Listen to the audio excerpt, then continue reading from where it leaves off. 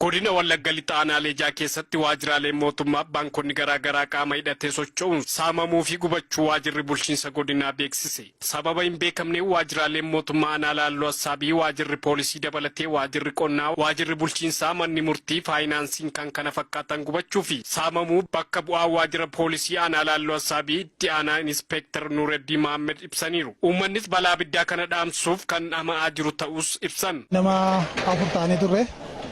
Waajjira kana eegaa turre.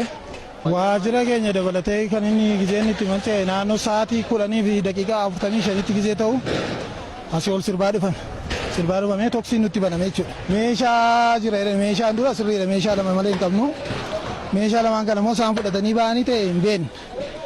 Kanaaf dalaan ajjeesina jedhee deemee ijoollee barbaadee dhabneennaan achi ga'anii ee'uudhaan namneedhanii kana booda waajjiratti qabsiisuun kompiitarri wambariin tokko namni. Baankiin daldala Itoophiyaas guyyaadhuma kana saamamuu itti aanaan Inspektar Nuureddiin ibsaniiru. Bulchaan godina Wallagga Lixaa obbo Gammachiis Tamasgeen rakkoon nageenya godinicha keessatti mul'achaa jiru hiikuuf waayita hawaasa bal'aa waliin mari'ataa jirrutti guyyaa kaleessaa sa'aatii wal fakkaatutti aanaalee Jaa keessatti qaamni hidhatee socho'u baankota garaa saamuun waajjiraalee mootummaa gubeeraa jedhan. Baankonni mootummaa fi dhuunfaa 10 aanaalee Jaa keessatti saamamaniirus jedhan. Aanaalee 4 keessatti waajjiraaleen mootummaa irra jireessi isaanii qabeenyaaf meeshaalee wajjin barbadaa'u siman. Guyyaa kaleessaa sa'aatii boodarraa kaasee bakka hundumaatti yeroo wal fakkaataa haala wal fakkaataadhaanii godina kana keessatti rakkoon saamichaa fi qabeenya mootummaa irratti balaan garaa qaqqabee jira jechuudha.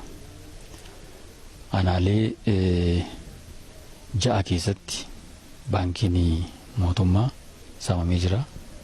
Baankiin dhuunfaa dabalatee jira. Baankii mootummaa, baankii dhuunfaa dabalatee waliigala baankiin 10 saamamee jira aanaa ijaaratti.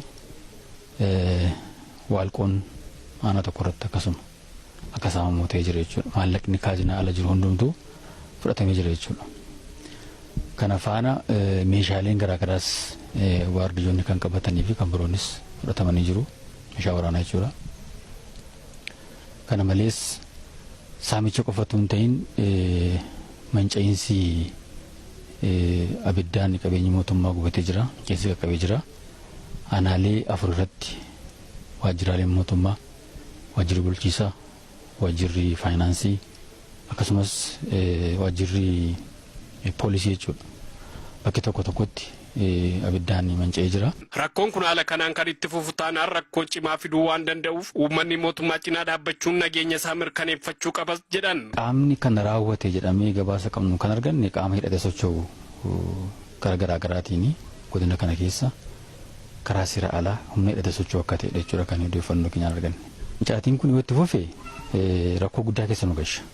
Fakkeenyaaf amma daandiin asfaaltii nuti hin qabne iskaavatariidhaan citaa jira jechuudha. Daandiin asfaaltii hin qabnu diigamaa jira. Hawaasni keenya dhimma kana dura dhaabbachuu tura jiraata. Kun sirrii kan taane beekanii gocha akkasii balaaleffachuun qaamolee gocha kana raawwatanis hamma danda'ametti obsaan ilaaluun gaarii ta'e kanaa ol garuu obsuun ittuu rakkoo biraa keessa nu galcha waan ta'eef hawaasni kun gocha akkasii balaaleffachuu tura jiraata amantaa jedhuun qaba.